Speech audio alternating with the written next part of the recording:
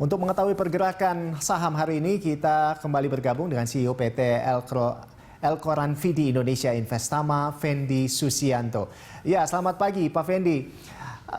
Selamat pagi, Mas Rolando. Baik, ini IHSG 2 hari berturut-turut ditutup melemah. Namun pagi ini kita lihat tadi dibuka di zona hijau ya, di menguat 0,62% gitu. Nah ini apakah ini menggambarkan IHSG sepanjang hari ini Pak?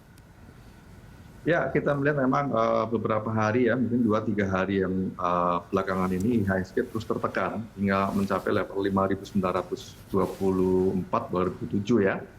Kita melihat sebenarnya indeks harga saham gabungan masih dalam posisi yang uptrend sejauh dia masih berada di atas 5.800.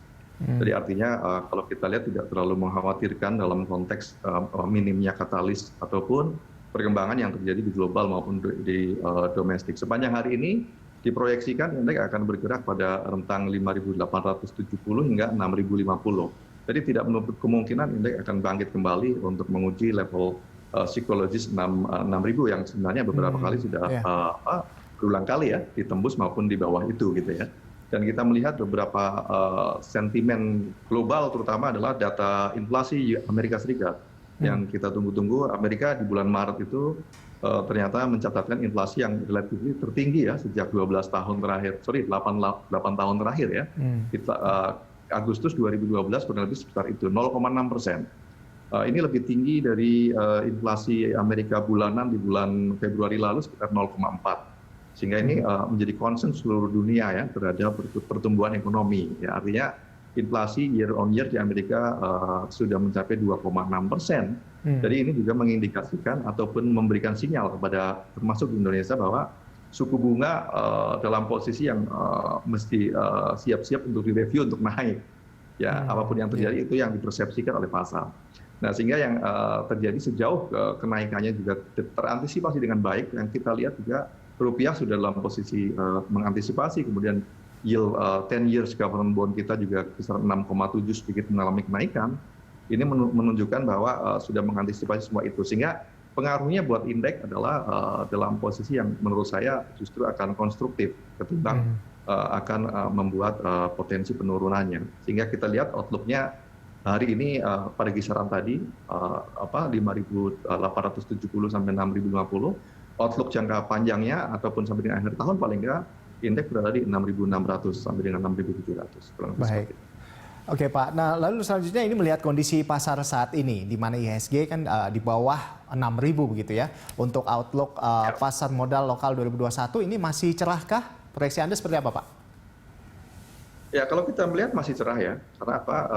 Tadi yang disampaikan bahwa sejauh indeks ini juga masih berada di atas 5.800 sebagai support yang kuat, sekaligus itu juga adalah sebagai tanda untuk uptrendnya masih dalam posisi uptrend jangka panjang, jangka menengah, maka itu akan punya prospek yang masih bagus. Nah, kita melihat sampai dengan akhir tahun, kalau kita melihat proyeksi secara teknikal maupun secara fundamental juga indeks harga saham gabungan pada kisaran 6.600 hingga akhir tahun sampai 6.700. Jadi kalau kita bandingkan dengan posisi sekarang yang masih di bawah 6.000, tentu saja potensial upside-nya masih cukup bagus ya. Ada kurang lebih sekitar 10% sampai dengan 15% potensial upside untuk market. Dan kita melihat sebenarnya juga dalam tone recovery yang sudah mulai terlihat ya. Kita lihat commodity price itu juga seperti batu bara yang lebih mudah kita lihat sudah dalam posisi yang uptrend. CPO, kemudian juga kita lihat beberapa tambangan lain seperti timah, nikel, kemudian gold terutama juga masih dalam tren yang mendukung ya pertumbuhan. Jadi kalau kita melihat beberapa sektor-sektor yang ada di Indonesia juga akan banyak sekali diuntungkan dengan perkembangan di global. Dan sentimen positif di dalam negeri tentunya juga relatif cukup banyak, dan kita lihat pertumbuhan emiten terutama dari sisi laba juga terlihat di first quarter ekspektasinya on track dengan ekspektasi sebelumnya. Iya, IHSG secara fundamental masih positif begitu ya Pak ya. Nah ini lalu proyeksi IHSG untuk akhir tahun ini bakal seperti apa Pak Fendi?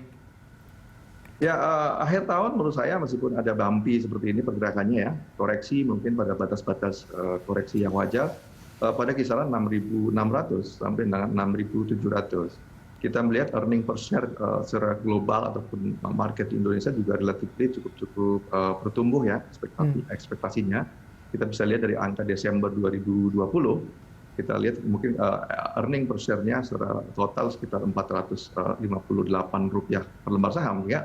Kalau kita konversikan dalam bentuk valuasi berarti sekitar 6.600 sampai 6.700. Iya, Pak Fendi, ini pekan ini akan ada rilis neraca perdagangan domestik. Respon pasar akan seperti apa nih, Pak? Nah, kita melihat dengan perkembangan yang ada di global juga dalam posisi yang sedang bagus ya. Nampaknya juga respon pasar tidak akan terlalu negatif ya, karena proyeksi kami juga akan better off ya. Neraca perdagangan kita melihat juga aktivitas ekspor sudah mulai meningkat, impor juga bahan baku yang mengindikasikan sudah mulainya produksi ataupun mulai bangkit ya. Kemudian kalau kita lihat utilisasi dari factory juga sudah mulai terlihat meningkat. Kita melihat dan consumer confidence index juga mulai terlihat meningkat. Jadi kalau kita melihat nampaknya ini akan menjadi sentimen yang lebih banyak positif yang kita lihat. Nah, saat ini kita ngomongin tentang saham nih, Pak. Ya kan pada perdagangan kemarin pelemahan paling dalam di sektor teknologi ya. Nah, ini bagaimana pergerakan sektor teknologi untuk hari ini, Pak Fendi? Sektor teknologi saya pikir juga masih akan tetap atraktif ya. Apalagi nanti ada beberapa bank mini juga terutama yang akan beralih pada bank digital ataupun fully digital bank. Kemudian juga lebih banyak kolaborasi lah dengan sistem pembayaran ataupun perbankan, sistem keuangan. Nah, pada hari ini menurut saya juga masih akan punya peluang ataupun potensi mengalami apresiasi harga.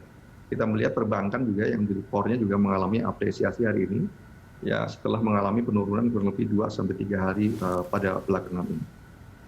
Oke, nah selanjutnya ini Pak Fendi catatan positif pada perdagangan kemarin di sektor transportasi ya. Nah ini bagaimana pergerakan hari ini untuk sektor transportasi, Pak? Nah, sektor transportasi juga relatif atraktif ya, karena memang terutama kargo dan passenger juga sudah mulai peningkatan ya, dengan mulainya dilonggarkannya dan mulai beraktivitasnya masyarakat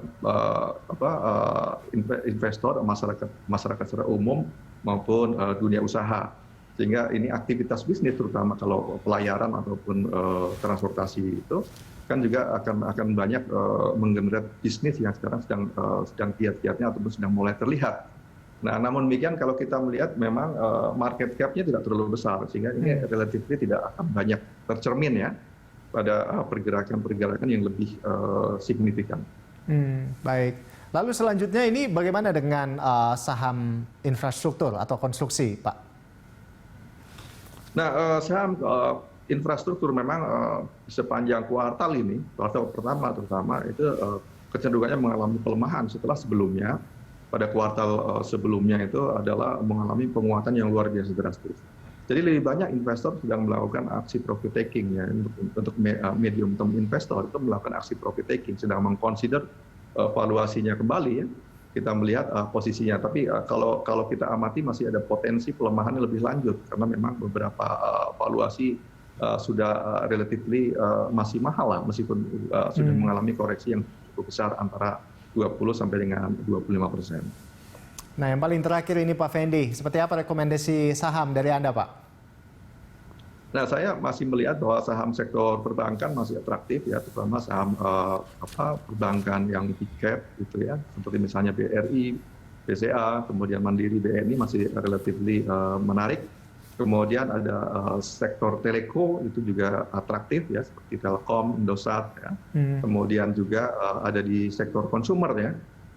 Itu relatif yang selama ini mengalami tekanan ataupun relatif lebih lagging. Menurut saya ini ada outlook di sekitar bulan Ramadan, Lebaran itu akan punya potensi kan untuk mulai mengalami peningkatan seperti misalnya Unilever, kemudian di Indofood dan lain sebagainya. Baik, terima kasih banyak Pak Fendi atas informasinya dan selamat beraktivitas kembali Pak Fendi. Sama-sama, Arlando. Ya, pemirsa demikian tadi CEO PT El Koran Vidi Indonesia Investama, Fendi Susianto.